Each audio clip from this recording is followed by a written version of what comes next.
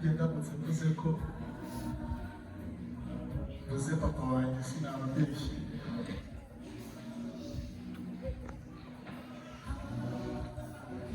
Sinagiriwe amahirwe yo kurerwa na data wabyaye.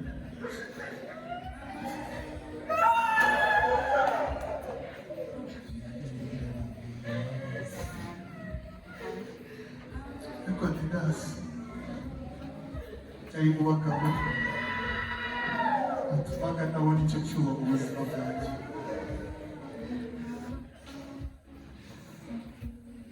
Inama zose nakeneraga kuri data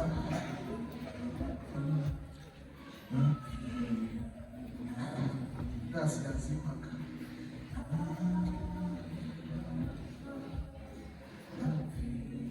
Kuwa gatandatu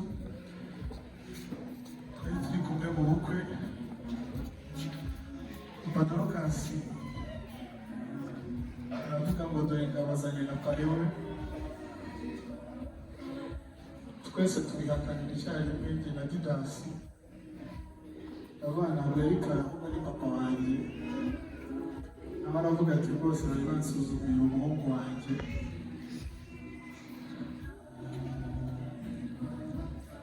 Sinshobora kwibagirwa impanuro yampaye umunsi namushyiriye mu kazana mu rugo. Aha amagambo yabwiye ari isengesho yadusengeye, ati ticaye muri ya myanya y'abasaza bakuru, agiye atageze muri rwa rugo rwiza yagifurije kuzabamo.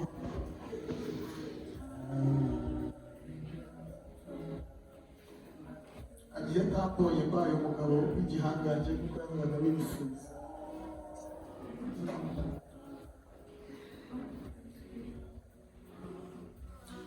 Urubyiruko rwakora ari kugoma yararanye natwe amajoro menshi, amasengesho yose twakoraga yabaga yarimo tuganiriza ngo tuzavemo abagabo beza, abakobwa ngo bazavemo abagore beza. None aragiye, ariko naruhuke Imana izadushoboze ibyo yatwigishije ibibazo z'abantu azishoboye.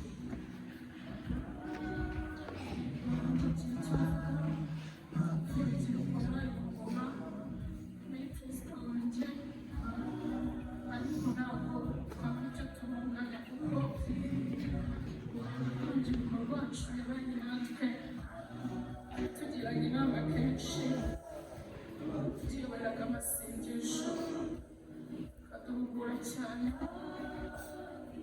tuyoboraga ibirori byinshi n'amakwe menshi. Ntabwo nshobora kumwibagirwa mu gutegura ubukwe bwanjye. Yagiriwe aruhuke saba nshuti yanjye komera, Yesu azakureka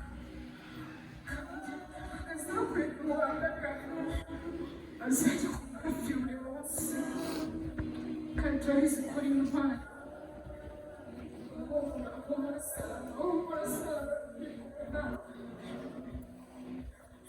Azabishoboza kurera abakobwa bose, ntabwo bakora ikosa ryo kubikora batume mwataka.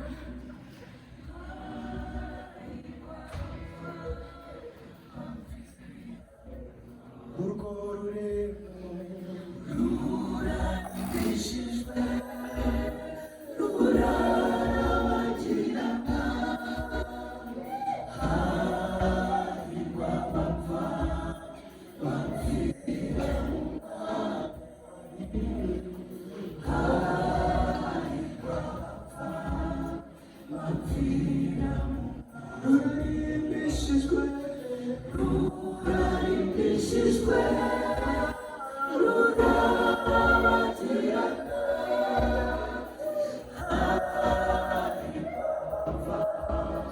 bapfira mu Mwami, hahirwa abapfa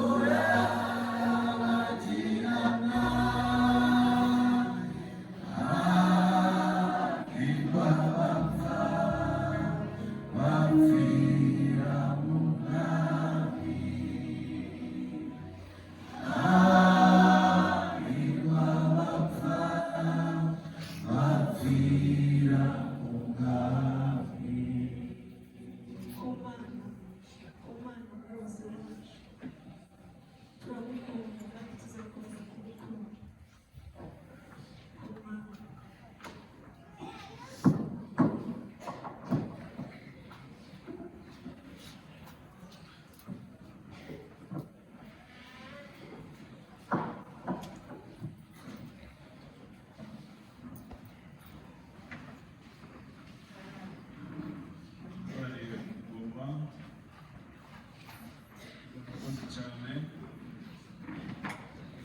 mesaje bambukije